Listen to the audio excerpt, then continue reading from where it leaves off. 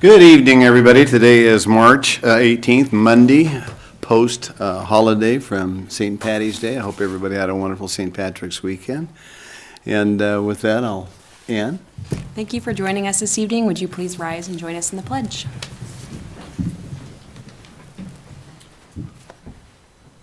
I pledge allegiance to the flag of the United States of America and to the republic for which it stands, one nation, under God, indivisible, with liberty and justice for all.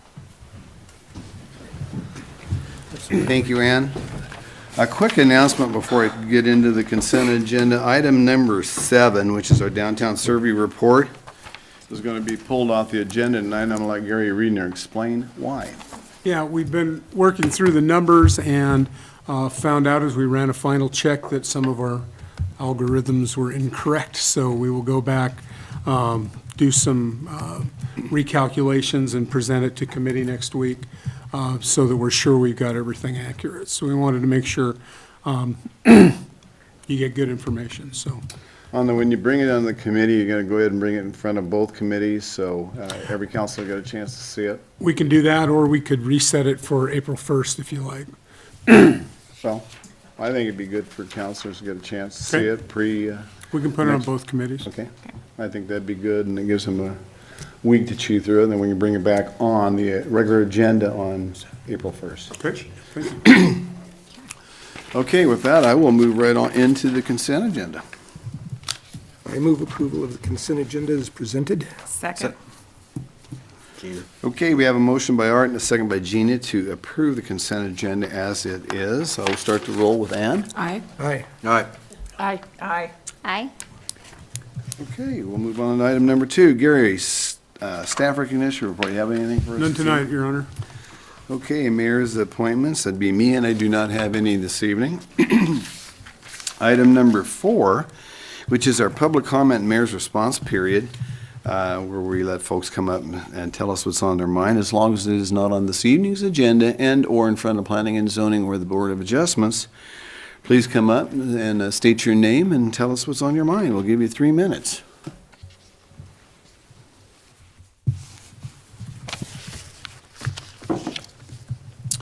Well, okay, with that, we are going to move right into the 2019 Moscow Farmers Market Handbook. Amanda Goina is our lead on this. How are you this evening, Amanda? Oh, I'm well. All right. Are we on?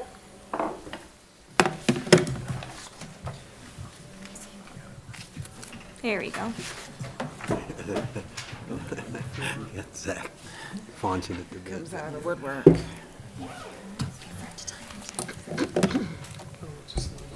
I have to apologize for the adjustments because I'm so short. You may So- be short, but you're a powerful lady, so there you go. Good evening, Mayor, Council, and City staff. As you are aware, Community Events Division is in charge of the Farmers Market, and we have some 2019 handbook revisions and edits to present for the upcoming Farmers Market season. So this was presented at Administrative Committee, and the goal of the Farmers Market Commission, we worked with the Policies Subcommittee, and our goal was to keep the policies aligned with the mission and vision of the Farmers Market. And part of that process is eliminating and removing redundancy, clarifying and explicitly stating policies, and discussing revisions and additions where necessary. The subcommittee met 4 times, and it was comprised of Joanne Muneda, David Pierce, and Linda Heath. Each time we met, we took a chunk of revisions to the Farmers Market Commission as a whole. And those reviews by the entire commission were December 4th, January 3rd, and then the commission reviewed the new handbook on February 5th and accepted all of our revisions and edits. Jen Piffner did a great job on updating our handbook with this lovely photo of the market, which I think is very representative of it. General overview is we looked at the product mix, which we really changed to agricultural focus to make sure that we're maintaining that farmers market aspect and making sure our ag vendors are sort of at the forefront of the market. We added the economic development using language previously listed under vending categories. Removal of vending due to the redundancy of it. It's listed throughout our handbook. So we really kind of get the idea of what it means to actually be a vendor. Definition of terms, we added the language of where we actually are sourcing our terms and references. We added a handmade definition, so that really helps clarify what we mean when we're talking about handmade products. And we revised our product mix definition as well. I noticed throughout our policies that we had some very specific language that said failure to abide by this policy may result in penalty action, when really failure to abide by any of our market policies may result in penalty action. So we put that towards the front of the policies, so it's one of the first things that vendors see under the table of contents. Market operating policy changes. I worked with Chief Fry talking about including 5th Street into our actual market map, which wasn't done originally, so it just included the Main Street corridor from 3rd Street to 6th Street. And we also included the first parking bay in the Jackson Street lot into our farmers market map and boundaries. So that way, when the police are downtown, the police department are downtown making sure that vehicles are removed from the market area, that they're also looking at that first bay parking lot, as that's where we put all of our ADA parking, temporary parking signs. Item 6, market fees are expanded to clearly state the policy on refunds, attendance requests, and benefits of each tier package. So we did our best to really and truly outline what that means for all of our vendors. We included the resolution number 2012-05, which has to do with our First Amendment activities. It is kind of floating out in the appendix area, and so we've actually listed the full resolution under item E. And then we also updated item F, which was originally smoking, to now include the nicotine products, and we updated the resolution numbers accordingly for item F, and then the following item regarding dogs in the market, or ADA-only dogs in the market. Vendor operating policies, we had a little bit more to work with here. Item 4, public health management, we expanded to kind of talk about who can be a representative that might be performing unannounced inspections. So that can either be market management, or typically our public health department will come in and make sure our prepared food vendors are making sure they're running their booths so no one's getting sick. We also included theft of services, thanks to Councilmember Sullivan. She pointed out that actually using dumpsters downtown, which we discourage our vendors using, is theft of services, and legal also chimed in about that, so that's been an inclusion for this year. And then we worked with our environmental services group regarding gray water disposal. Item 11, gross sales reporting, clearly states that if you violate this policy, that you don't have the ability to appeal the decision. So if you don't turn in your sales reporting, sorry, Charlie, you're not in the market for the next season. You can't appeal that decision. Previous item 17, which was approved market vendor substitution, that is only available to tier 3 vendors, and so we moved that to actually as a benefit of that package. So in the market fees, we talk about that being a part of the benefit. Creation and inclusion of Appendix 8, preferred vendor parking. Really important, we ask all of our vendors to park a minimum of 2 blocks away from market, so we've created a map in order for them to understand that a little bit better.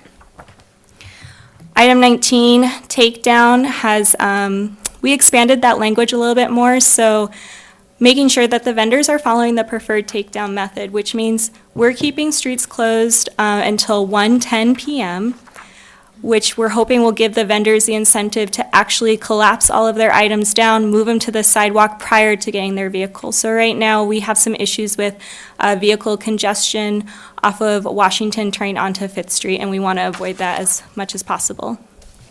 And then we added item number 20, which is early departure and selling out, to clearly state what is the allowed and preferred action, which is if you require an early departure, you must inform management, and if you are selling out early, we encourage you to stay in your spot to let customers know where you are, but that you may pack down your items and move them manually outside the market, but you cannot have a vehicle enter the market, even if you sell out early. So under policy violation, we've included a $50 penalty should a vendor reach their third policy violation. We moved enforcement to stand alone rather than have it be with the effective date. We included egregious behavior and offense into our language should any vendors be acting in a threatening or belligerent manner. And then our appeals process is more thoroughly outlined and kind of shows vendors what the step-by-step process is. And then, as I mentioned earlier, we've included Appendix A, and we've updated some of our other appendices. We've removed the fee schedule worksheet, and we've created something that I think is going to be hopefully more clear to our vendors moving forward as far as number of days that they're attending and exactly how much they would have to pay based on those days. Appendix 3, we worked with the Moscow Volunteer Fire Department, and instead of making it the fire safety requirements, we've just made it general safety requirements, as they also look at tripping hazards and wind hazards. We want to make sure all of our tents are weighted down. And then Appendix 6 has been updated for document flow and instructions. And I'll stand for any questions. Well, Amanda, the adjustments to the handbook, the commission did a very good job, in my opinion, on it. And I'm glad that this is in front of us in a very timely fashion, because 6 weeks from Saturday is our first farmer's market. I mean, isn't that amazing? Yes. To think about that when we still have snow on the ground, but it's going to come quick. Catherine? I just wanted to make a comment, getting to sit for the past year.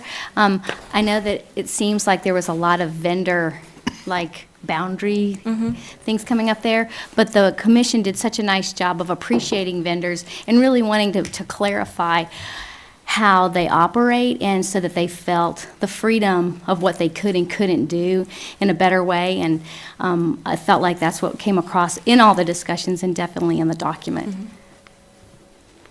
Gina? Will you go back one slide, please? What does the enforcement standalone rather than with effective date mean? So I believe on page, let me see here, page 17 of the new vendor handbook. It'll say policy violations, and then you'll see another green heading. It says enforcement. So before, the enforcement had been coupled with the effective date, which is on page 18. So we just made it two standalone Awesome. items. Perfect, thank you. Other questions for Amanda?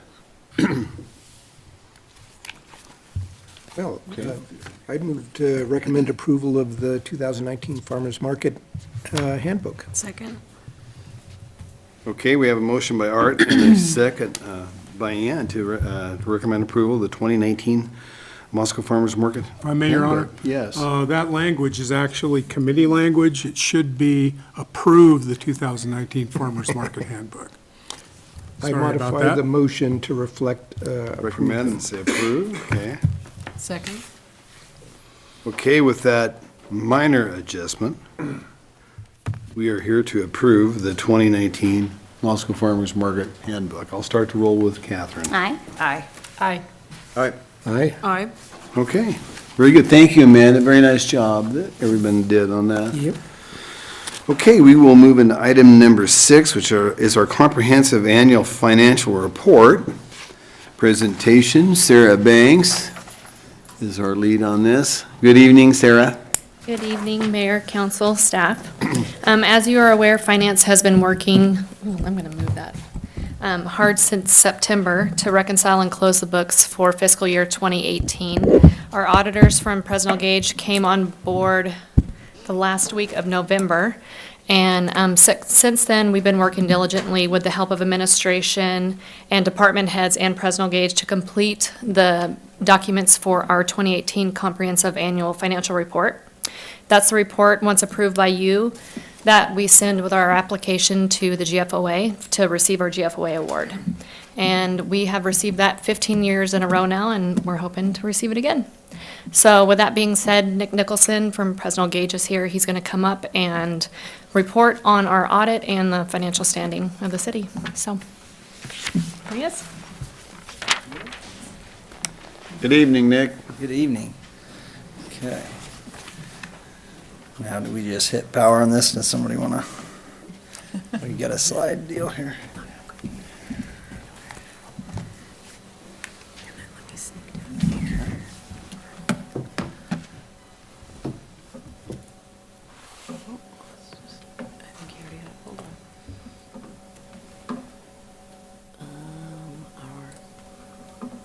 Zach.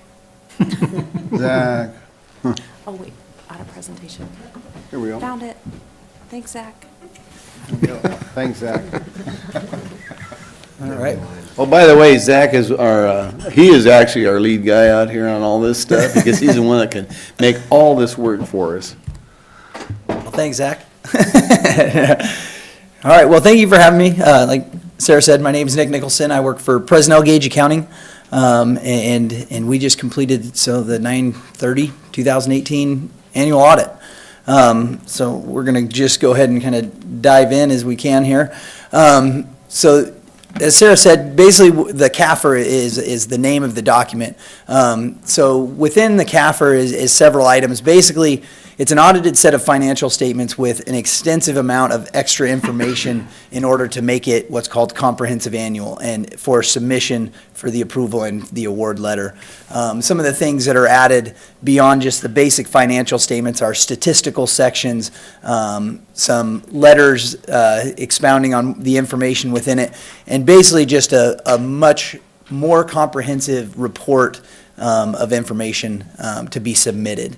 That is governed by the Governmental Accounting Standards Board and the GFOA, Government Finance and Operations Officer, I believe is what it stands for. So, and they review these with a fine-tooth comb, and that's where the certification comes from. They will send back a report at the end of it giving you an award, but not only that, they will go page by page to everything that they would like to see different and give you comments for the next year and basically say, if you don't fix this, we're not going to give it to you next year.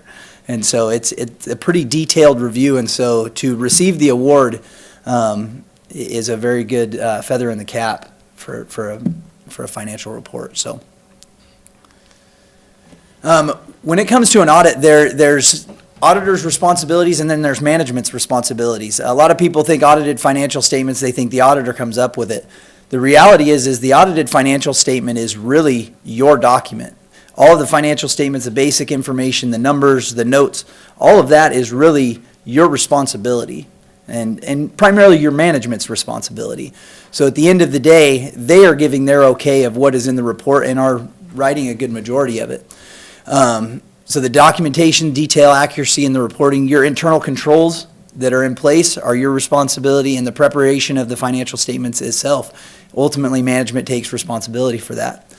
So then the next question is always, so what is the auditor's responsibility if all of that is the responsibility of management? Ours is basically to put an opinion on the financial statements. We are going to do that by doing what's called a risk-based audit. A risk-based audit basically means we come in and we will review all of your internal control procedures, the numbers themselves, and we will come up with a plan for an audit to test the riskiest areas of your audit, basically meaning, or of your year. We'll look and say, all right, what are your major areas of financial reporting, basically your biggest numbers, and also where are the areas where if something were to occur, what is the most likely based on your structure? And that's what we'll test more frequently and more in depth. And so with that, at the end of it, we come up with an opinion to say either this financial statement is materially correct as far as we know, or possibly it's not correct, or possibly it's correct with a couple exceptions. And those are really our options. So the first, we do express multiple opinions on the financial statements. The first one is on the city's finances alone, the basic financial statements. The opinion that Presnell Gage has put on that is what's called an unmodified, or as we like to say, it's a clean opinion. Basically, during our testing and during our review of the financial statements, we did not come upon anything that would make us believe that the financial statements are materially incorrect. So that's our highest level of opinion that we can give. So that's a good thing. The second opinion that we give is governed by governmental accounting standards. And this report is specifically designed for us to give an opinion on your internal controls over that financial reporting process and on the compliance with your laws, regulations, with banks, any of those type of compliance requirements. And once again, we had an unmodified opinion on that. Your internal control structure is sufficient, we feel, to be able to monitor the ongoing operations of the city, and if something were to arise, if it's functioning properly, would be able to catch or reveal those issues in that reporting process. And during that, we do, basically, we do a sample testing of a lot of your procedures, and we will walk through a transaction from beginning to end. We'll pull a sample of, a lot of times, 60 to 100 or whatever it may be, a sample size of transactions, and we will say, all right, it went to this person, here's their approval, and basically walk it through the process and say, all right, it's operating as needed. And so that's how we come up with that opinion. With compliance, we will actually test. With grants, we'll actually look at the compliance requirement with maybe a grant or with some other your compliance requirements that the city approves, and we'll test those as well. The last opinion is a single audit act. This comes to the forefront when you have expended over $750,000 of federal awards. Basically, a federally governed grant or a loan program. If within the year you have received benefit from a federal agency and you've expended that amount of money within the year, it requires a little bit more of an extensive amount into the audit. And basically what we are doing is we're testing internal controls and compliance directly related to those federal programs. And your primary, your I guess it would be your main federal programs, your larger federal programs. That comes to, basically we are required to do that this year because of some of your construction projects are federal award programs. Quick So- question, is that from a singular entity in a single sum, or is that multiple grants? From a No, single it would agency? be all of your grants, everything within the city. If it rises above $750,000 in total, Okay. we have to test. And we test a sample of them based on just the requirements of the Single Audit Act, which primarily what happens is if you guys have one major grant, we have to test that one and maybe one other one. And so this year you had one major program for construction, and so that's basically, we've tested that one, and that got us to where we were testing more than half of your federal award programs. Thank you for the And so, info. yeah. And once again, the opinion on that was an unmodified opinion. We did not have any compliance issues or internal control related items directly related to those federal programs. So all the way across the board, we issued what's unmodified opinions, so. With that being said, we will kind of move into some of the highlights within the financial statements. And so the first item here is probably the most common thing that people are looking at, and that's your net position at the end of the year. Basically, that's your equity. What is the city at the end of the year, what do you have left in order to operate the next year on? The city's government-wide net position increased by just over $8 million to $120 million. That includes all funds. That is complete government-wide. That includes your water, sewer, sanitation. That includes your general fund, parks and rec, everything. And that is your net position to start the next year. Now, you'll see a couple different terminologies that we're going to use here. One is net position and one is fund balance. Basically, they are the same concept with a different financial reporting requirement. Net position is basically a business type style of accounting. That is what your water, sewer, and sanitation funds operate on completely.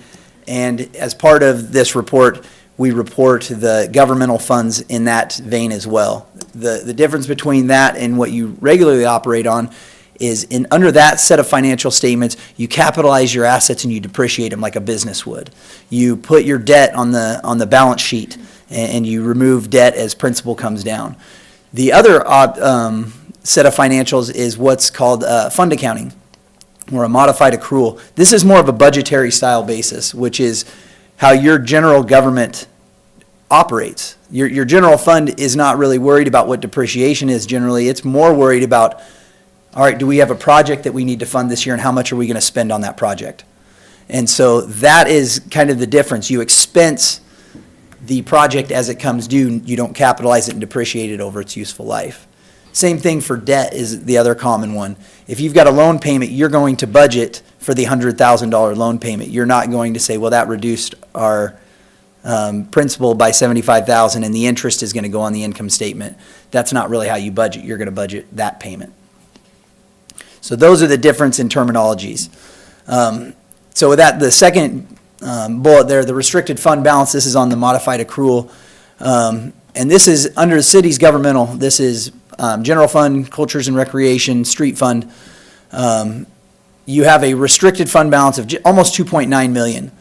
Basically, that's funds that are restricted for a future purpose. Basically, you can't use that for your general operations. This is specifically earmarked for something different. And it basically consists of a little bit for debt service.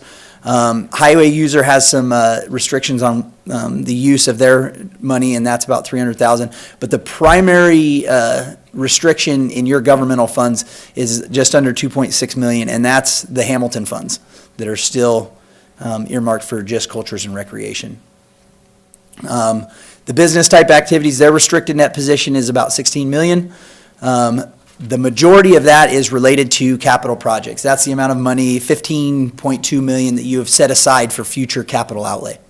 And basically you build up those funds until you have a major project, and then that decreases as you spend it. So you can see kind of there, the government-wide operations expenses. This is the cost to run the city, and kind of a 5-year trend there. You can see obviously as costs rise, inflation rises, and the city, takes on more projects and grows, that basically the cost to operate the city increases as well.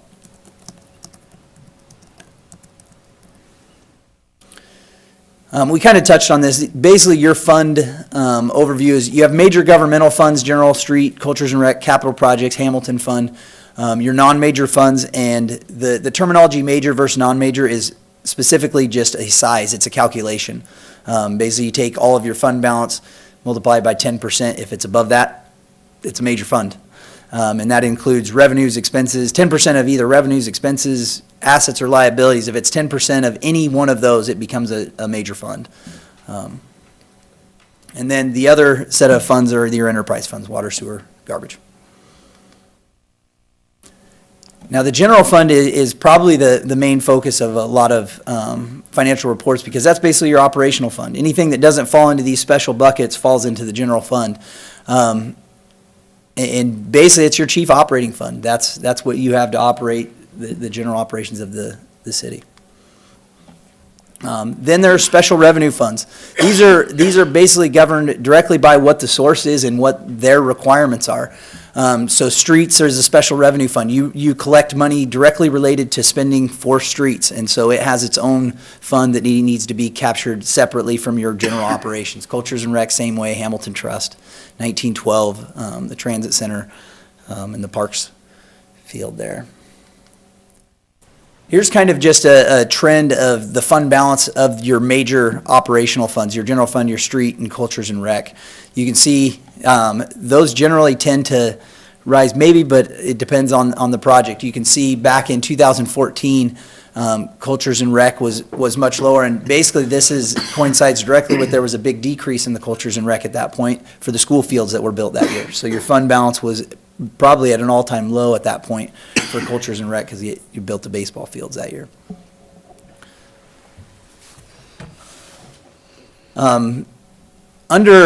These are just some general terminologies. There's expenditures within the general fund, and basically your expenses in the general fund have actually fallen into two categories. There's general government and there's public safety.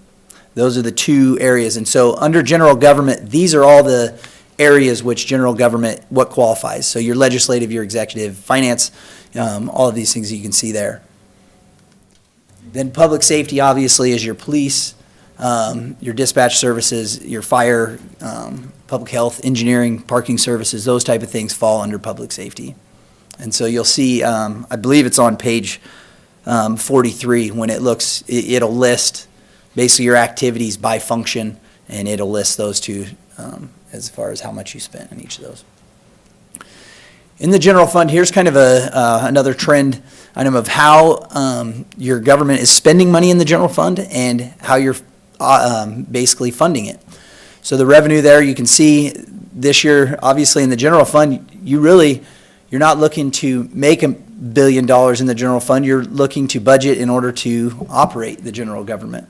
And so you can see it's done a pretty good job of covering your public safety and your general government expenditures. And it was almost a break even this year as far as revenue funding the operations. Cultures and Rec is another one of your major funds. Obviously, that's pretty, Parks and Recreation, your 1912 facility. There was a change this year, if you guys remember. So the arts used to have its separate standalone fund. That fund was closed out and rolled back into the Parks and Rec fund. So under Parks and Rec, there's basically all of that has been transferred in. Actually, in the financial statement, you'll see, because arts existed at the end of last year but was closed out immediately after the end of the fiscal year, there's a fund balance in the art fund, and it basically a transfer for that exact amount out with no revenues or expenses in the art fund. All of that was captured, the operations within the actual Parks and Rec fund, or Cultures and Rec fund. Here's kind of a trend of how in the Cultures and Rec fund, where the money is being spent between, obviously the majority of it is the operations of Cultures and Recreation, your Parks and Rec programs and those type of things. And then you can see back in 14, as we mentioned, Hamilton Parks and Rec had the big expenditure for the ball fields. The street fund is your other major governmental fund, and you can see also here how it's being funded. This one actually has a fair amount of expenses transferred in and out. You can see that the revenue and the revenues and transfers in almost always are paralleling each other, and that's because you guys generally budget, I think it's a $750,000 transfer in order to supplement the street fund from general operations, and so that's where that's coming from. That's why that stays so steady. And I believe actually the fund balance in the street fund was almost exactly break even. It was like $1,000, so pretty close with the budgeting in that fund. The last set of financial statements or areas is the enterprise funds, your water, your sewer, your garbage, and the operations of those. Those generally have a differing accounting treatment than the governmental funds, as I mentioned before, because they are really a business-like operation. They really don't operate according to general government guidelines. I mean, they operate really as a business-style entity where you have to take into account the depreciation of that infrastructure and the equipment.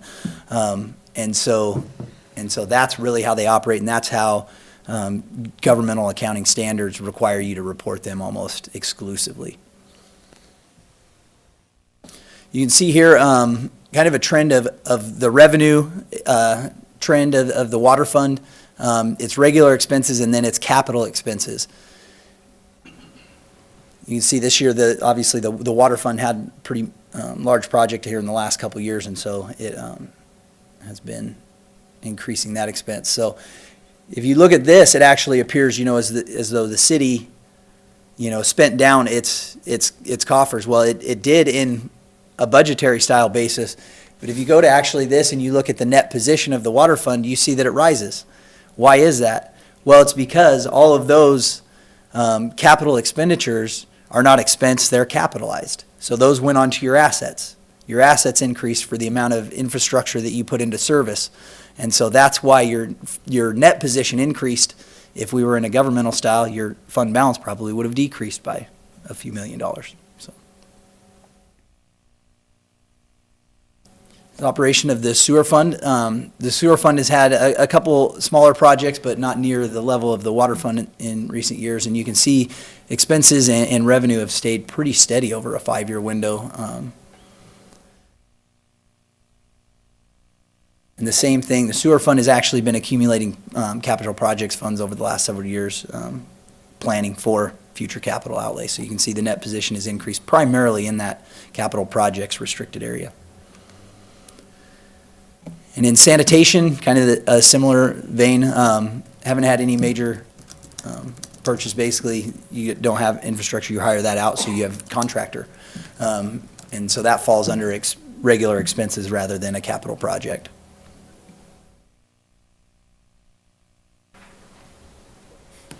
You can see there, obviously, as years have gone on, you guys have budgeted well to continue to increase, I guess, the net position of the sanitation fund. So those are kind of the highlighted areas that I wanted to touch on. But if you guys have any questions, I guess now I would entertain any questions. Nick, from me I or want to Sarah. make a point here, Nick. From Presnell Gage's point of view, when you give us an unmodified opinion on something, that's the highest rating that you can give us. Is that correct? That is correct. I just wanted to make sure Yeah. everyone was clear on that. Okay, questions for Nick? Randy? I'm not sure if it's for you, Nick, but one of the smaller funds was public health. I'm curious as to what that is for us. Is health inspections of restaurants. Okay. That typically the main things. But we contract with the North Idaho Health District. Or central. That's North Central Health District, that's right. So it just money, you budget that amount, it gets paid out to them, they cover those services. Other questions for Nick after, pretty thorough, Nick, so, Gary? I wanted to thank the Finance Department. This is Sarah's first full audit, and Renee Tack, our new Assistant Finance Director, really helped out putting it together. I want to thank Presnell Gage and our Audit Committee, John Farbo and Marla Kraut, who, from the University of Idaho, who also went over the audit with us and gave us their edits last Thursday. So getting it prepared, getting it to you, and having an unmodified opinion certainly is gratifying for the work that the Finance Department does. Catherine had a Yeah, question. my question just, I didn't know in the opinion, we don't have the documentation. Do you ever make recommendations, knowing what's occurred throughout the year and in terms of helping departments and council for the next Yeah. budget years or years? So what is common for us to do is when we stay in fairly close contact with Sarah in the finance department throughout the year of any questions or, hey, this is what we're putting in this process, do you have any recommendations? So we actually had several this year where we do that just verbally. A lot of times along with the audit, if we find areas of improvement, we will send like a management letter just basically to your management to just say, here's some things that we looked at and here's some areas where we think you could improve on. We actually didn't have any this year, but we have done that in the past where we've sent a management letter to say, hey, in this area, one of the common ones was reimbursement requests and stuff like that, just the amount of documentation. That's a very common one, we test employee reimbursements and go through, miss a receipt or something like that. Make sure you guys are getting those, be diligent about that. And so those are a lot of the discussions that we have throughout the year, but with an audit, if we see something that we feel rises to the level of, hey, you guys need to really consider this, we will send a management letter along with this. Thank you. Okay. Well, with that, I would move to accept the City of Moscow audited comprehensive annual financial report for fiscal year 2018 as presented. I'll second it. Okay, we have a motion by Jim and a second by Art to accept the City of Moscow audited comprehensive annual financial plan for FY year 2018 as presented. I'll start to roll with Ann. Aye. Aye. Aye. Aye. Aye. Aye. Thank you very much, Nick, and thank you, Sarah and Renee and Team Finance down there for a wonderful job you guys are doing. It's awesome to have this.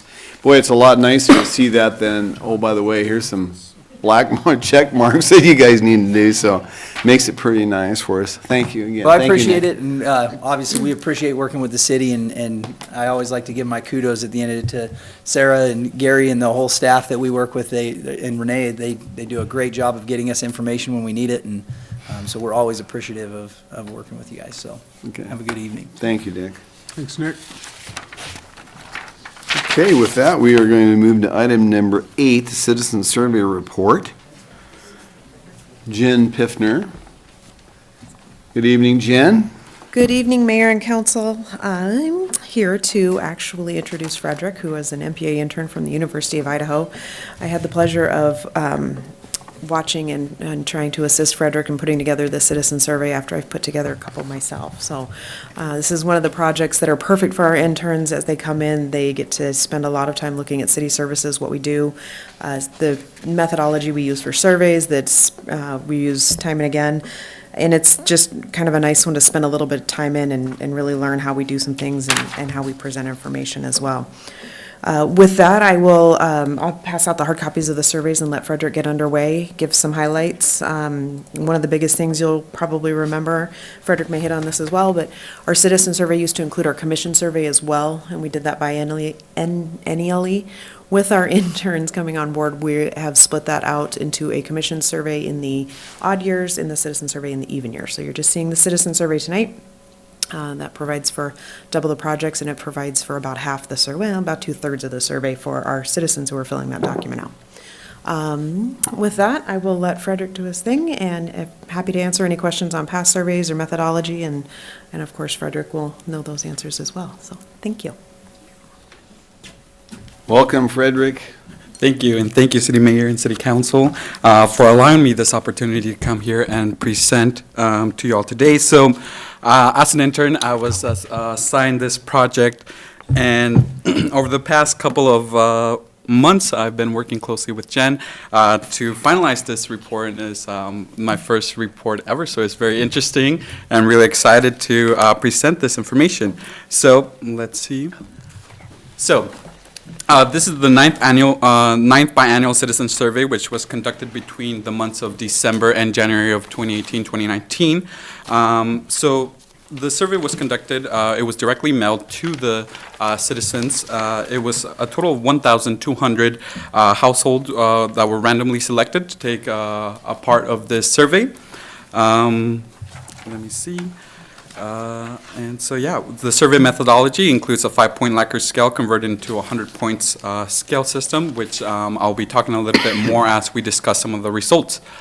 So, to get into some of the few highlights of the survey results, let me see.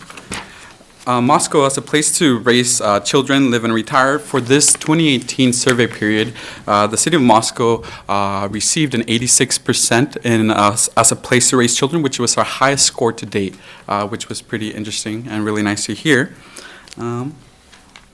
So, on this slide, some of the key things that I would like to point out is for the overall appearance of the city. For the year of 2018, we received the highest score to date, which was that of 73, as well as for quality of K-12 school education in Moscow, which was also the highest in 2018 with a score of 72, and for job opportunities, which was a total score of 53. So when it comes to safety, one of the things that I would like to point out is that there was a dip in the fire safety concerns, and what we basically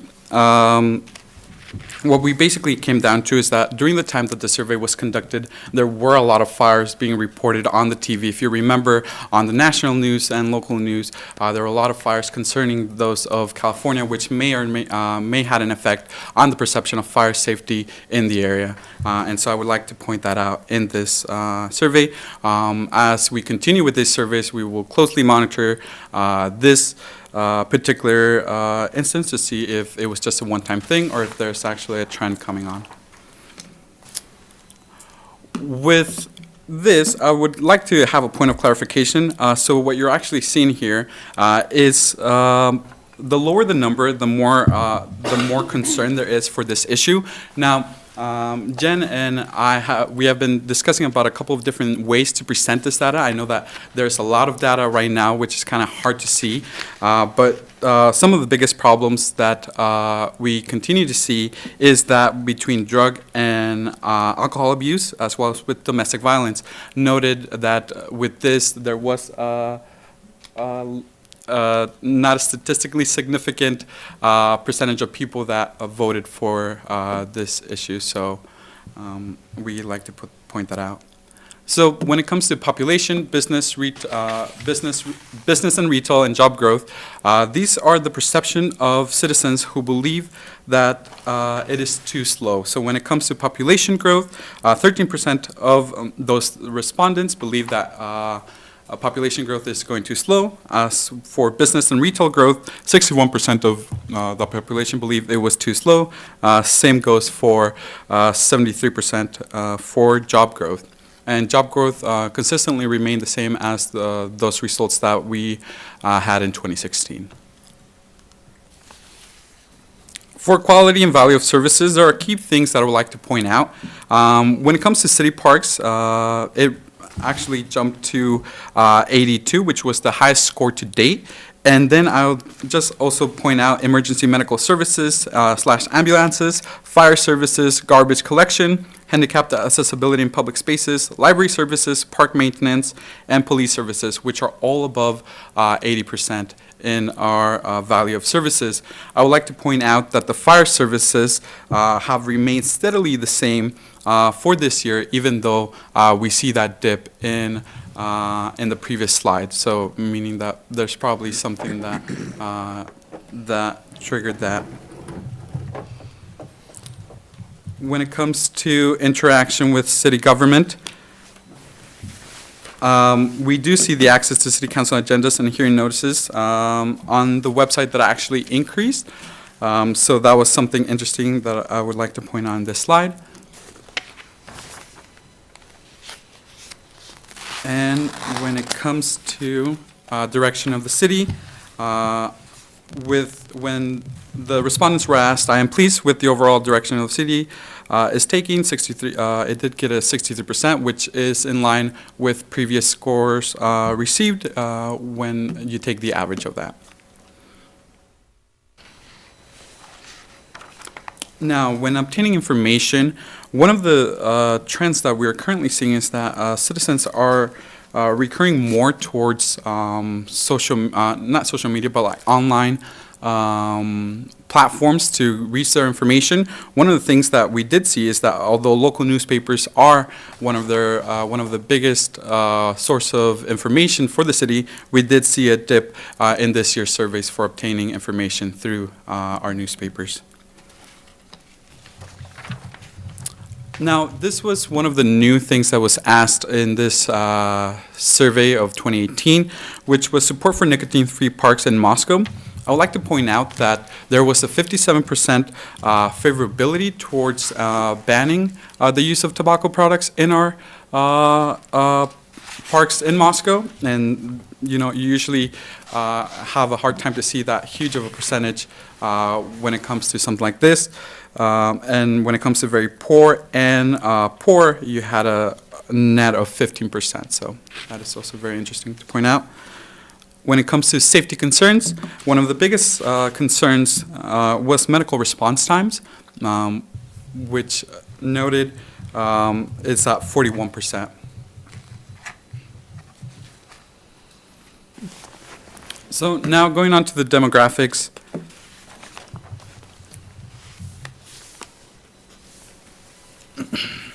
I would like to point out that 9% of local university are full-time, 4% are part-time and not attending local universities. The only thing that changed here was a 2% decrease in full-time enrollment at the university for enrollment and for those that responded to this survey.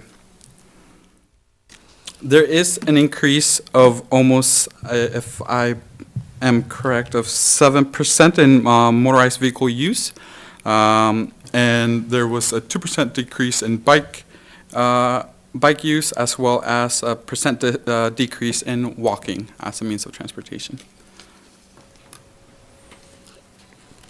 And these are just some housing, resident and housing household results that came from the survey.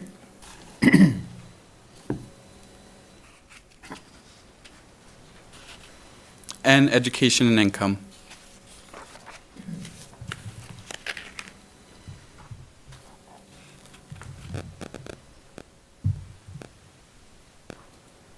Here are just some few points of race, ethnicity, age, and gender. we did see a higher increase in people responding that are age 65 and older, and a decrease in respondents that were between the ages of 18 to 44 years.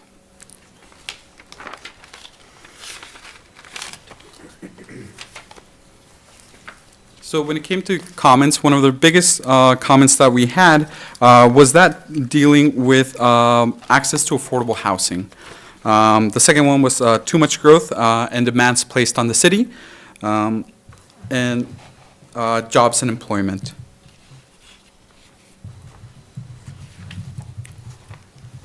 Additional comments that was added into, or that was included in the survey, one of the biggest ones that we had was street lighting. And when it came to this one, there was a bit of trying to decide how to properly project this data, since with street lighting, there were a few comments that said that street lighting got better. There's some that said that street lighting was too bright, and some that said not enough lighting. So I just, what I did is just that I included all of that. I would like to point out, that there were plenty of surveys that did include thank you. Letters that were attached, or comments that were written in thanking the city government and the city staff for their job well done. So as you can see, that is second in line towards that. So that was very good to see as well. Any questions or comments that you may have? Frederick, I got a question, and I know it's in here somewhere, I just haven't seen it yet because of this report that we just received. We sent out 1,200 of these surveys. How many did we actually get back? Did you have a number on that somewhere? We got there was a total of 29% respondents rate. The total number I don't want Well, that's okay, I can to figure that out, it was 29%. I believe 30% would be 360, so it's just a little bit, be about 346 or so. Yes, in my head. that is near the ballpark. Yeah, that is correct. We have, one other detail that comes with that. If we send out 1,200 surveys, I do remember that we had 70 surveys that were returned non-deliverable. So then our sample size actually goes to 1,100 and change. Then our response rate, I think, was 363. 364. 364. There we go. And we did get the 29% response rate, which, given that we took the commission questions out, our response rate has been declining over the past several surveys, just because there was so much information in those surveys. So we think that by taking those commission questions out and asking them in a separate way, we're able to maintain that high response rate. Really, we were looking for anything that's 17 to 19 or more. That provides us a 95% statistically valid survey. So any question you see on here, if 50% of people say they like something, that means between 45 and 55% of people, if you asked different 1,200 people, would say the same. So provides us that statistically valid piece that we really rely upon, and that response rate was really good to see it staying at 29 at least and keeping it in that ballpark, so. One of the things that I noticed that I liked is the fact that from the age demographics, we had a good spectrum of a bunch of people, from 18 to over 75. And I think that's an important thing to know, because you want to measure how, and we had a huge number of people that had lived here more than 20 years, which I think those are folks in our community. I mean, not that those other folks don't think it's important, but those folks have been here. They're the diehards with the rest of us who've been here that long or longer, and so they're really in tune to what's going on in our city, and I think that's a good deal. Comments for Frederick, the council? So Randy? was the 29% taking into account the 70 that were non-deliverable? Yes. So, okay. Yes. And if I could also note, all of the demographic data we check against the US Census and previous year surveys, so we know that it's in keeping. One of the things that we see, and I don't think this is a first survey, is we saw more women than men replying to the survey, and it doesn't necessarily match up with the census data. And even though we say the person with the most recent birthday is supposed to fill it out, I think it's been typical that women will take the lead in filling out surveys at times. So that's one of the caveats. My question has to do with the fair and affordable housing piece that came up. And when you look at the numbers, and most of the people that answered are older, but we assume that the housing question has to do with the younger percentage of the population, and yet they were a smaller percentage that answered. How can you explain that? So one of the things, I can't necessarily explain it, but one of the things that by doing our own survey, we have the ability to do is go back in and break it out by either demographics, by sectors, some of those kinds of things. So we can dig deeper into the data to find that answer. We haven't done that analysis at this point, but that's something we can do because it's our data and we can work through that, so. Well, the reason I'm I'm not following up sure. with that is Yeah. because we had the presentation done by PEP to do the fair and affordable housing survey, and so I would think that we might have some data to provide to them Absolutely. about that. Absolutely. That you probably thought about. Yeah. I think there is a component of the older population too that has challenges with affordable housing for very different reasons than young people, but just fixed income and those other, and trying to downsize where housing prices are much different. Just another sector challenge there for the issue. One of the things I like, of course, I like numbers anyway, but general, that's kind of my thing. But with having this hard pack, what this does is it gives us a chance to really see how we're doing as a city, how we're doing as a government, and how people think about us. I mean, and that's really the guts of the whole thing, and that's very, very important to us. How people feel about themselves and feel about us as a city. Gary? I was going to comment, expounding a little bit on Jen's comments. When we first started doing this in 2002, we had the choice to go with the National Citizen Survey, which is a partner of ICMA. It was very expensive and in our mind was pretty general data. We used it for a long period of time to compare our own survey results, but we found that, and it's been a standing obligation of the Assistant City Supervisor to work through this, and it's turned out famously well. We've got 9 separate surveys now. We can measure from 2002 to 2018 specific neighborhoods, how people in specific neighborhoods feel safe in their neighborhoods. We can break all of that data out to the point where if we see something fall off, we can track back and find out, okay, what's the issue here? As Frederick commented on the reduction in, or the less perception of confidence in fire response. Statistically, it doesn't exist. The fire response is as good as it's ever been, but we had the Camp Fire in California, we had a couple of fires around Moscow, we had the usual August, early September cloud cover, smoke cover. People were getting very nervous about, and you saw that in the community, that people were very nervous whenever there was a field fire. Is it going to come into the urban-rural interface and start burning houses in Moscow? So it kind of trends with whatever the popular feeling is at the time. But it's good data, and doing it this often and having the track record we've got, we can look all the way through and say, okay, is there a reason for this? Are we seeing a trend that we can now track for, say, the last several surveys? And then we can focus city services to try and get that confidence level back up. Well, you know, there's a point I want to make here too, because Frederick didn't touch on this, but to me, it's an important thing that just to chat about out of this entire survey. One of the questions was asked if you were a registered voter. 89% of these folks were. Did you vote in the most recent city election? 84% said yes. Did you vote in the most recent general election? 89% said yes. Are you likely to vote in the next city election? 90% said yes. Are you likely to vote in the next general election? 94%. That's kind of amazing. That really spiked up. I wonder why that would be. But anyway, just to have a little fun here, these folks are people that are very, very engaged in our community. They're engaged in what's going on with all their local government, whether it be, city council, mayor, county commissioners or our legislative folks. And so that's, that's a big deal for us. I'm glad to see that in our community. That's a big thing for us. Jen, you Just a couple of points. One, the reason we do the 1,200 randomly sampled people is we know that there are people that are comfortable coming to council meetings or calling their elected officials or stopping you in the grocery store or something along those lines.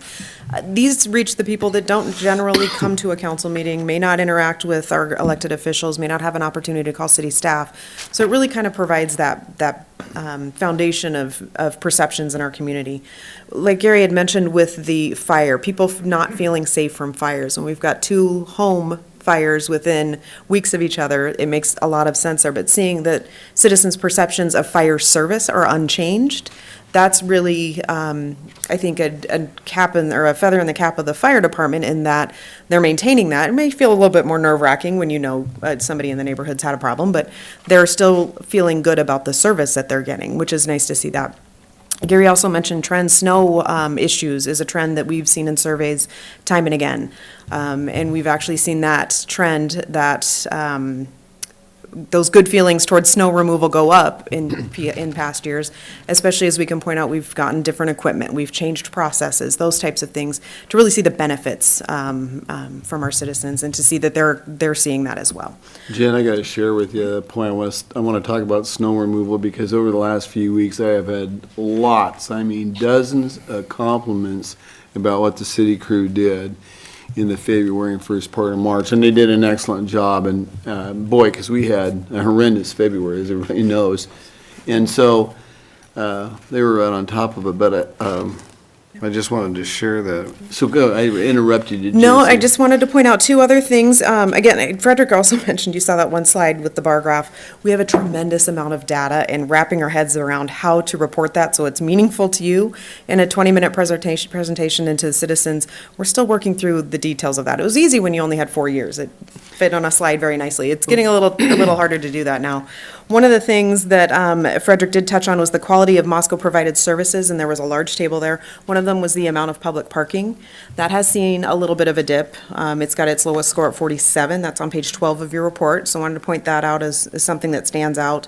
The other thing that I wanted to tie into is his comments about street lighting. If you look at how safe I feel with current levels of street lighting, it's tremendously higher than it was in the previous survey. So given that lights are too bright and some of those types of things, there's a little bit of correlation that we can tease out of this a bit. Don't like to make any hard, fast judgments about it, but it is interesting to see how things affect each other within this. Personally, I like those bright lights. There's one right across the street. For once, I can see all the way down the end of the block because I can't see over the dam at night. So I'm really happy with it. So I'm one of them that likes the bright lights. So. And, sorry. Go ahead. One of the really interesting things that the report found was on page 5 is that overall quality of life and as very favorable, with 97% of the citizens noting that overall quality of life in Moscow as good as and excellent. So that's pretty good. And when you convert into the scale, it's 84. So that also remains as one of the highest marks that the city has gotten over the past survey. I've got a question for you, Frederick. The method of transportation on page 19, there's not any year-over-year data. Was this the first time that question's been on there? It only has this year's response. I'd be curious to see how that correlated in. So the method of transportation, there was. It's been asked, I believe, every year since 2004, maybe 2002, but I don't think so. We can It provide stands that. out to me that when I was liaison for the Transportation Commission, that the bicycle number was closer to 7% than 4%. And so Be that's a interesting to look at. significant change, although the walking one is higher.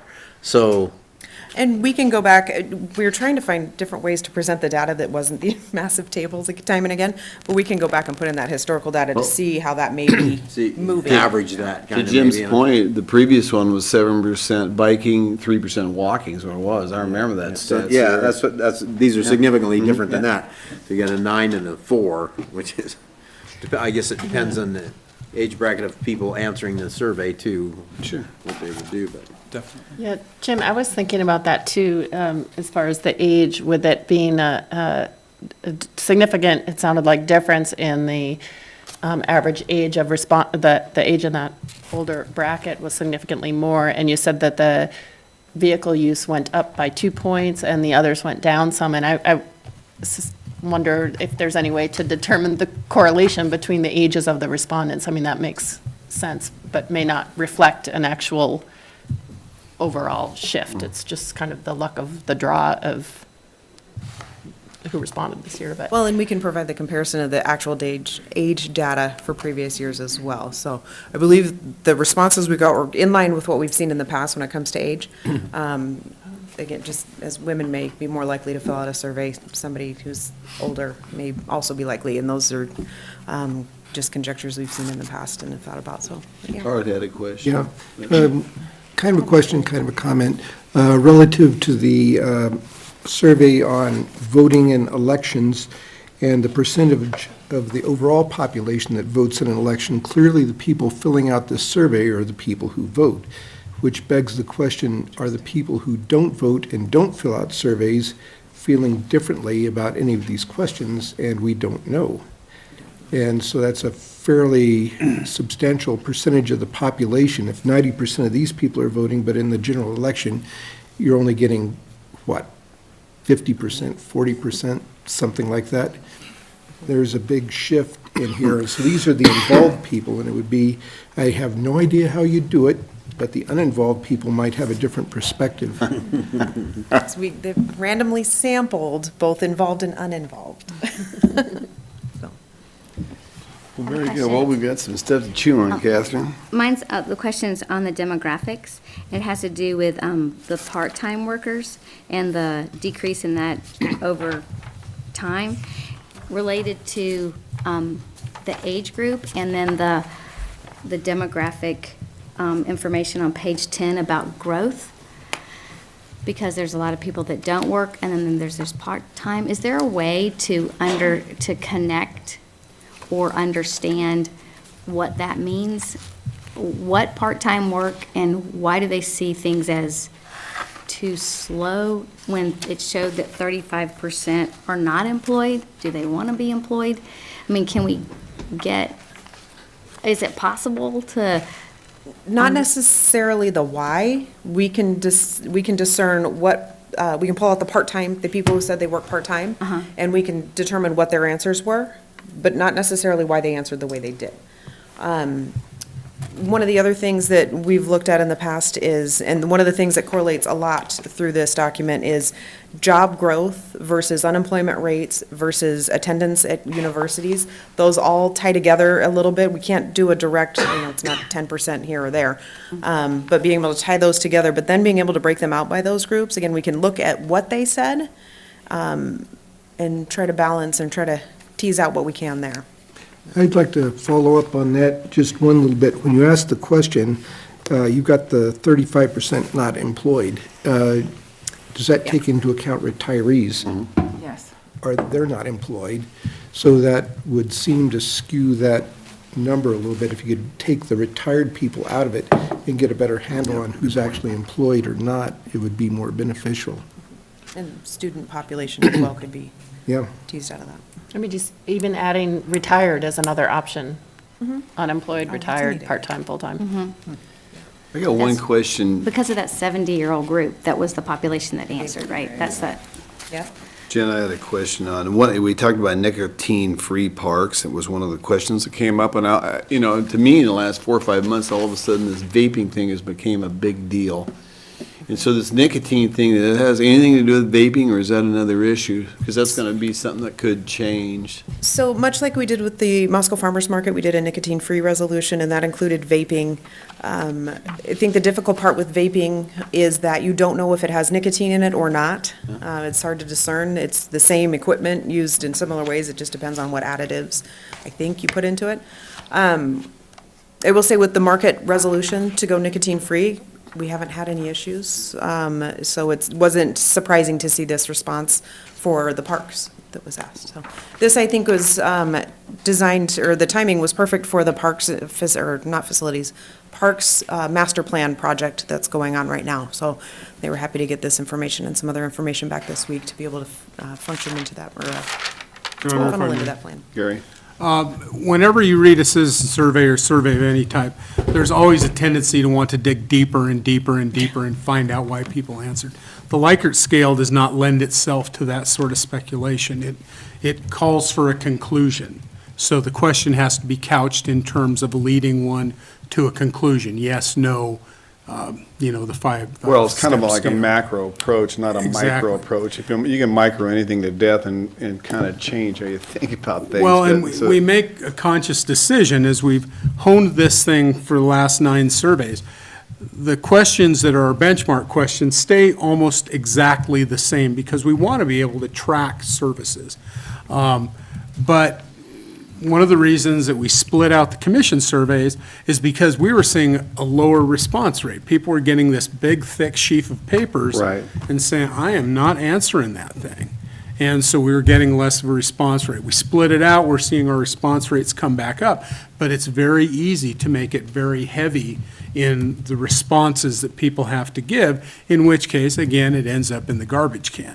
So we try to glean as much information as we can, and then maybe we can capitalize on that, do additional analysis, that sort of thing.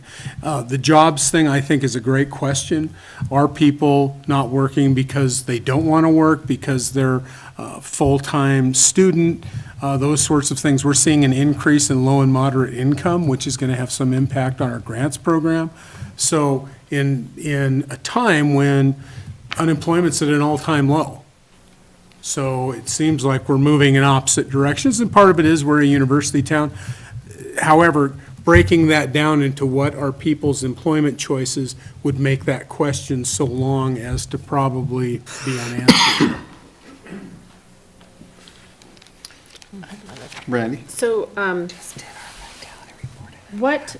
when is it determined that there is a declining trend in one of these services? Are we looking for 3 consecutive surveys of a declining number, 2? Is it a certain I would amount of say it decline? is subjective.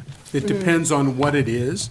For instance, the fire example. It causes us to go back and look, and statistically, are we seeing the same services? And if we're seeing the same services, then it's a perception. As Jen indicated, a couple of residential fires. You know, the fire department's 2 main jobs are fire prevention and fire suppression. We don't have many structure fires in Moscow anymore because the fire prevention, the fire education programs, safety education programs are getting so good. So when you do have a fire, it's a big deal. Makes the front page of the paper, so on and so forth. So you're kind of a victim of your own success, but I would say it's very subjective. I know that we looked at road conditions back in 2002, and it wasn't very good. Potholes tend to rise to the top in these things as things people hate. So we look at that. Land use is another one. If you look at those trends, they will always be toward the, hey, we don't really like this thing that you guys do. So we would look at that. We did look at that in street maintenance, and that led to some of the MCAs that we're working on in our strategic plan about allocating more resources towards street maintenance. So, again, it just all depends what it is. Yeah, I think the one that jumps out to me in the services that has shown over the past 3 surveys an equal decline every single time, as opposed to all the many years before it when it kind of would fluctuate up and down, unfortunately, is the parking one. You know, the last 3 times it has steadily gone down by 4 points. So that seems to, I'm just asking, is that worthy of a trend? Yeah, and I think that's something that we've been talking about in our council leadership meetings too, about what's the next step. I've had discussions with Public Works. My anticipation is you will see some effort to measure parking again and look at some alternatives probably sometime this summer. I had a point I wanted to make. Frederick, you'd mentioned something about parks being at 92%. And I think, and the highest ever we had on that, and I think about perception and connotations, we've opened new parks, Otness Park, Indian Hills Park, Morgan Orchard, Loyola Clyde, and I think people in our city, because we really got active in doing these small neighborhood parks, and it's being noticed, in my view, by people, and I think that's a big deal for us. So I wanted to share that with. Yes, and that's also been reported on the livability standards that are online, especially for this for 2018. One of the best things that were mentioned in this article, which is also on page 6, was that there are a lot of local parks where citizens can grow, and that also kind of correlates as well with best place to raise children. That has one of our highest scores to date for the city, so there is a positive trend when it comes to that. Nice. Catherine, did you have something down there? Yeah, I just wanted to ask a question. It's on page 10 where it talks about population, business, retail, jobs growth. And it talks, there's two, it went from, 27% at Just Right in 2018 for growth to 0 for Too Fast in 2016 and 2018. Like, we just have a population that believes that it's never too fast. Is that how you interpret that? Yes, when it comes to that, there's, our respondents do show that there is always a need for more job growth. And so there's never a time where, well, at least in 2016, 2018, that the perception has been that it's been too fast, so. That it hasn't been too fast? Sorry, the job growth cannot be too fast. Right, but then when you talk about the population that's not working and part-time, so that goes together to show that people are wanting more work. I would say that the overall sample is saying that they would like more job growth, that job growth can't come fast enough. Tying that to the part-time individuals, we could go in and see what their answers were, but I couldn't say that at this point without doing that analysis. Okay. Yeah. Gina, you had. I did, and it's not as much of a commercial as it sounds like it's going to be, but the granularity of some of your questions about what kind of jobs are increasing and what are losing and that sort of thing is all included in our vitality report that's in the middle of being edited right now. So within 2 weeks, if I can get my poor editors, and I'm looking at one of them right now, to actually edit quicker, we should have that data out fairly soon. And we can also pull, PEP can also pull lots and lots of reports on the real granular down to the 1 and 2 and 3 full-time employee kind of thing. So don't be shy. If you have additional questions, please do ask, but know that our report's coming out really soon. So. Okay. Good job, Frederick. Thank you very much, Jen and Thank you so much. Frederick. Thank you for answering my questions. Okay, well, folks, with that, it's the end of our meeting, so we'll go on to the report. Start at the status of it. I'll start with you, Brandy. Any reports for us? Sure, let's see. Farmers Market meeting in March they planned their farm visits to where they divide and conquer, going out to the different farms to learn about the vendors' operations. There was a new vendor request by a woman who lives, I believe, in Asotin County, if I recall correctly, who has a boat and fishes in Alaska and would be bringing salmon, fresh salmon that she has brought herself. So they discussed that. It's a little bit of a different thing, but agreed that that would fit with the vision and comply with the market, and that would start in mid-September if that all goes through. Went over the rapid market assessments and economic impact studies. Steve Peterson presented a draft stage. It's not finalized yet, so he's not ready for those details to be released, but Colette DePhelps shared a lot about the 2 rapid market things. I know you were involved with that. Very Catherine, fun. you were volunteering there. I Really think I interesting. gave you stickers as I walked by. Over 2 dates, sales ranged within the market from $105,000 to $147,000.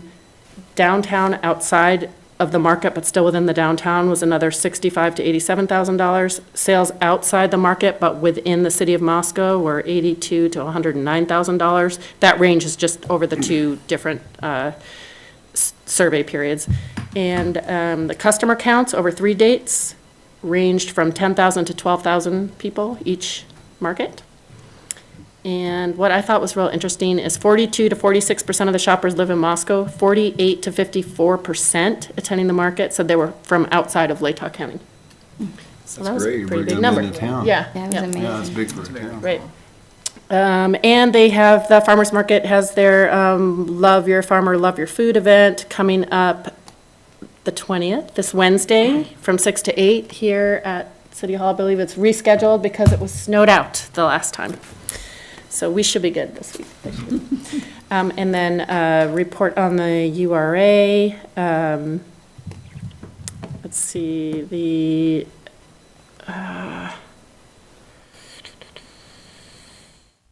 Entered into an E&A and also working with the old Dumas seed site to participate in some of the development there and fixing the intersection of A and Almond a little bit and fixing Almond Street itself back and forth to work that condominium project and the commercial building on the corner into things.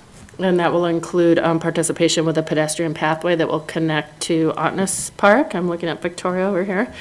And frontage improvements, sidewalk, lighting. So the URA is partnering with the developer of that property. That's all I have to report. Okay. Those two. Gina. Thank you for your assistance, Art. I saw you sort of hung up there. The only thing I would add to the URA thing is that their budget hearing date is set for August 15th.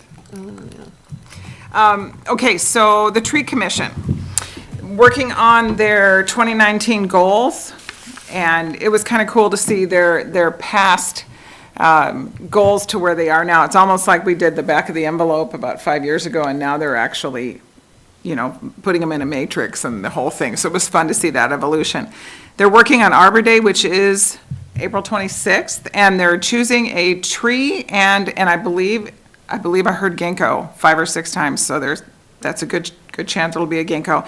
And the placement, and they're actually collaborating with Gritman because the place that they would like to put this ginkgo is kind of in the same general vicinity of Gritman, so it's pretty cool. They've also set the tree seedling bagging date. I know, it's pretty riveting. The volunteer fire department, the stair climb team raised $6,000. I think it was that same event that you went to, sir. Pullman got the big story in the paper, but we had twice as many participants and raised more money. Garrett, you should put something in there on that one, buddy. No pressure. Yeah. They are working through their strategic plan and budget development for fiscal year '20. What's the date that the strategic plan is supposed to be completed? For the fire department? Yeah. You have any idea when that is? I don't want to say it's a moving target. They have specific dates set out for the next couple meetings for their strategic plan, but it seems to be getting kind of pushed off with, like, they don't always get all the people they want at the strategic plan But meetings. it's not finished yet. so No, there's probably 3 or 4 more had meetings to inquiries go. about it, and so. Yeah. Thank you. Yeah. And then we already had the URA thing. That's all. Okay, Catherine. I'm sorry, I was sick, and thank you to everybody filled in at committee meeting, and I missed housing. I got sick, yeah. It's been going around, we all have, Catherine. So, Didn't like to think about it. I have smart transit tomorrow, so I don't have anything to report, except Gina stole my thunder with the firefighter Oh, stair climb. I'm sorry. So that's okay, yeah. Arthur. So one more on the URA, meets again on Thursday at 7 a.m. right here for those who'd like to show up. Moscow Arts Commission did not have a quorum, so mostly it was a discussion time with no official business conducted. Palouse Knowledge Corridor met over at Wazoo and went over ideas of how to essentially revitalize that particular organization. Things are a little floundery right now, and there's a lot of balls up in the air, and we'll see how that turns out. So hope for good things, we'll see. And also, over the last week, there was the presidential search committee business going on here in these chambers, where the 5 candidates for president came through to be interviewed and talked with by the elected officials and the general community, so that people could have kind of a feel of what these candidates are and what they might offer to the university. So those are what went on there. Very good. Ann? Pathways met on Tuesday, and they're starting to plan for National Bike to Work Day, which is Friday, May 17th, but they might end up changing it like they have in previous years to have more people attend. And they'll be presenting to us in May, so they'll talk to us about that then. And then Transportation Commission met on Thursday. There was an update on their conversation with ITD for Washington, the 3 lanes that turn into 2, and talking about the west terminus for the 3rd Street improvements. There is no movement yet, and so there was some discussion about involving additional city staff and us potentially to help move that along. There was a motion that did pass to proceed with the recommendation to explore having the terminus at Washington Street and having the engineering department work through some of the logistics of that, including where a possible bike box might go, and then basically just how cyclists would enter and exit the 2-way lane. There was some discussion about some cool stuff for their booth this summer, including an e-bike info and a demonstration of the 3rd Street improvement, so people could actually potentially sit on a bike and see how big the lanes would be. So that wasn't finalized, but that was talked about. And then there was also a survey that was sent to the commission members and a few staff members to talk about what they might want to have as their priorities this next year. And in order, it was transportation, and this was from the commission results, transportation impacts of major new development projects, micro-mobility, which is e-bikes, e-scooters, et cetera, connections outside of the community, which is transportation to other communities like Lewiston or Pullman, and then the role of Uber and Lyft in those discussions. Number 4, downtown parking. 5 was climate change. 6 was the Moscow mobility plan. And then there was a 3-way tie for the last priority, prioritizing sidewalks in neighborhoods, parking limits in downtown, and analyzing placement of streetlights. And so I think they're planning to finalize what that will end up looking like for the next year. And then Human Rights Commission meets tomorrow night and PBAC on Thursday. Oh, and then one thing I wanted to put out to all of you too is that Food Not Bombs does a free community meal every Sunday at 4:30 at the Unitarian Church. I'll be attending this week, and they invited anyone else that wants to participate on the council to come as well. Yeah, Good enough. that's it. Thank you. Thank you, Ann.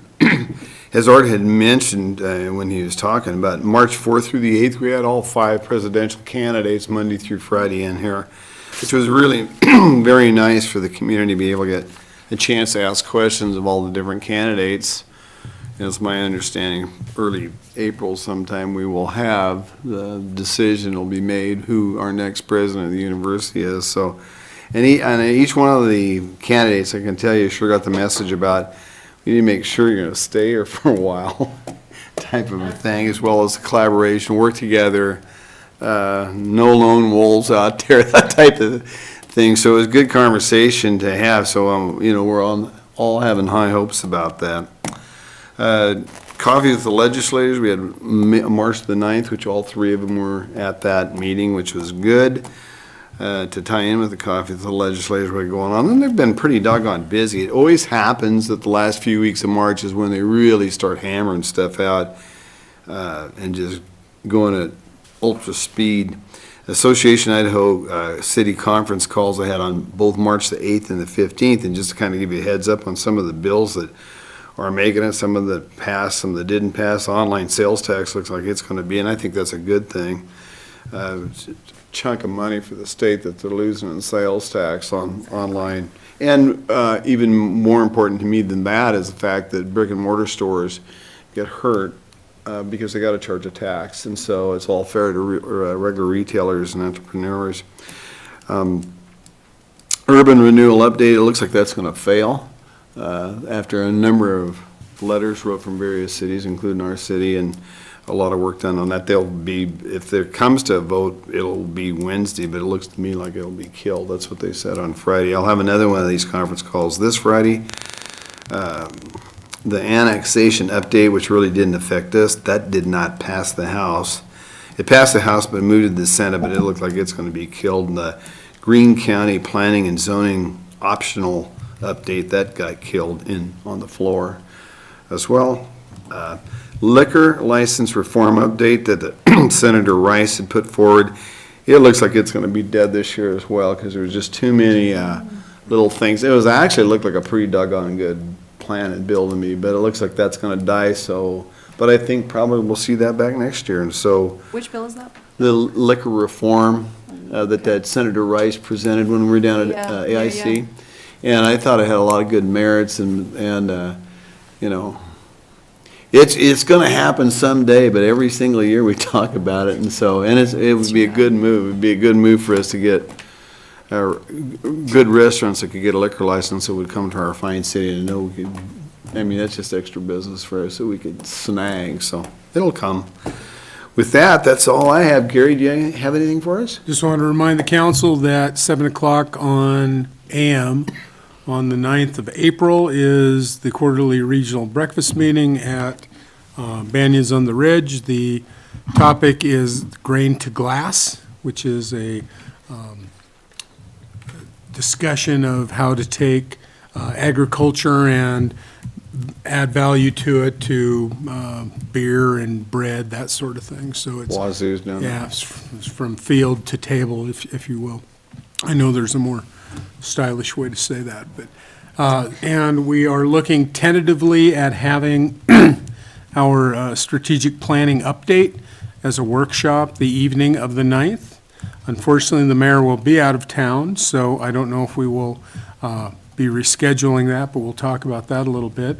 We want to get that done in time enough so that we can get your ideas and start bringing those forward in the budget. So it's been a long time coming, so we're just about ready to say goodbye to a couple of the MCAs that we have dealt with and get some new ones on the table to keep working on. Okay, with that, I would entertain a motion for somebody to adjourn. All in favor? 8:29, thank you, everybody.